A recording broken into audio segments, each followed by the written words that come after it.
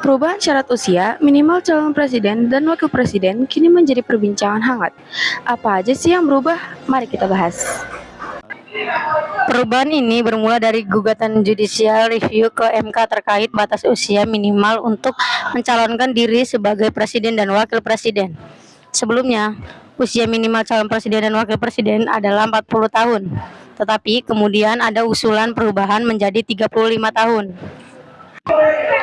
Dasar gugatan dan perubahan terbagi menjadi dua, yaitu satu, gugatan ini diajukan dengan alasan memberikan kesempatan kepada generasi muda yang potensial untuk maju dalam politik tingkat tinggi.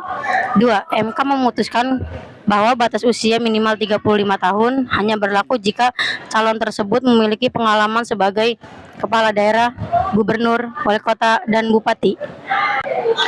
Implikasi keputusan ini terbagi menjadi tiga, yaitu yang pertama, memberikan peluang bagi politisi muda untuk maju. Yang kedua, membuka jalan bagi kepala daerah yang masih muda tetapi berprestasi untuk mencalonkan diri sebagai presiden atau wakil presiden. Yang ketiga, kritik muncul karena keputusan ini dianggap memihak kepentingan politik tertentu. Keputusan MK terkait batas usia calon presiden dan wakil presiden dituangkan dalam putusan MK nomor 90/PUU strip XX1 2023. Dalam putusan ini, Mahkamah Konstitusi menetapkan 1. Batas usia minimal tetap 40 tahun sebagaimana diatur dalam pasal 169 huruf Q Undang-Undang Nomor 7 Tahun 2017 tentang Pemilihan Umum. Nomor 2. Namun, usia minimal menjadi 35 tahun diperbolehkan jika calon pernah atau sedang menjabat sebagai kepala daerah seperti gubernur, bupati, atau wali kota.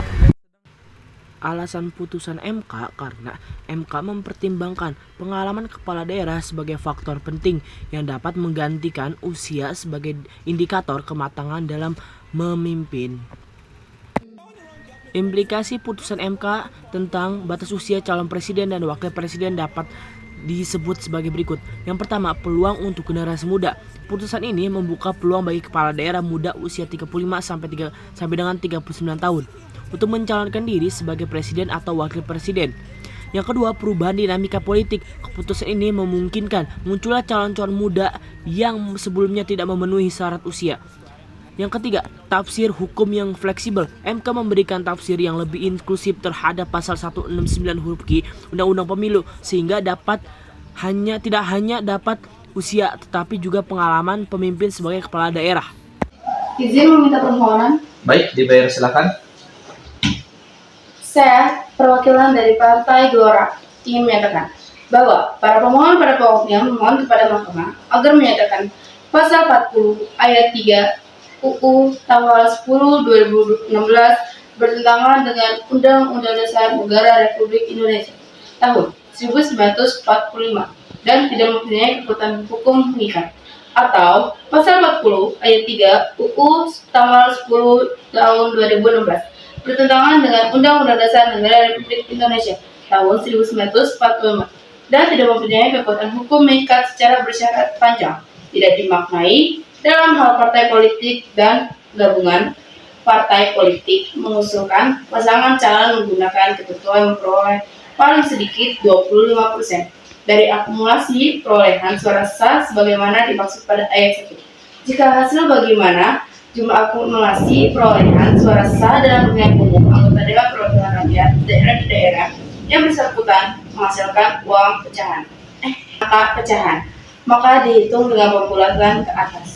Terima kasih. Ya, apa ada pendapat yang berbeda? Izin saya dari Partai Buruh. Dalam konteks perbandingan sistem hukum di Mahkamah Agung Amerika Serikat telah menggunakan sebuah doktrin yang disebut Parcel Principle dalam kasus Parcel 5 Gonzales 2006 yang mana doktrin tersebut menyatakan bahwa pengadilan tidak boleh membuat peraturan pemilu terlalu dekat dengan pemilu karena berisiko menimbulkan kebingungan. Awal ini seharusnya Mahkamah Konstitusi juga mulai menerapkan prinsip dimaksud dengan dapat tidak mengubah aturan main menjelang dimaksud dengan dapat. Jadi, bagaimana pendapat Anda tentang perubahan ini? Inilah perubahan terbaru terkait usia minimal calon presiden dan wakil presiden. Apakah Anda setuju?